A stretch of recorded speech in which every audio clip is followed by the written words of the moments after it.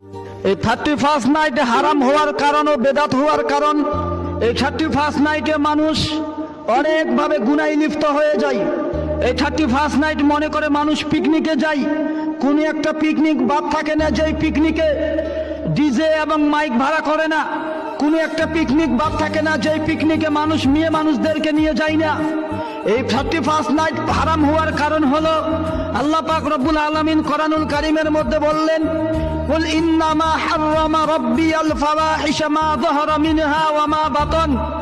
আমার আল্লাহ নবী করিম সাল্লাল্লাহু আলাইহি ওয়াসাল্লামকে জানিয়ে দিতে বলেছেন আমাদেরকে যে নবী আপনি উম্মতের মাঝে জানিয়ে দেন যে আমার আল্লাহ এই দুনিয়ার জমিনে সমস্ত প্রকাশ্য গুনাহ এবং গোপনীয় গুনাহ, সমস্ত প্রকাশ্য খারাপ কাজ এবং অপ্রকাশ্য খারাপ কাজ, যেইগুলো গোপন থাকে খারাপ কাজগুলো, সমস্ত খারাপ কাজকে আমার আল্লাহ হারাম করেছে।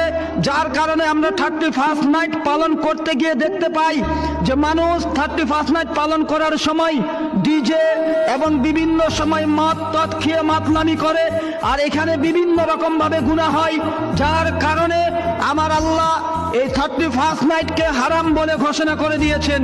এই 31st নাইট যেহেতু ইসলাম শরিয়াতে কোনোদিন মানা হয় না, যার কারণে এই ইসলাম শরিয়াত 31st নাইটকে হারাম ও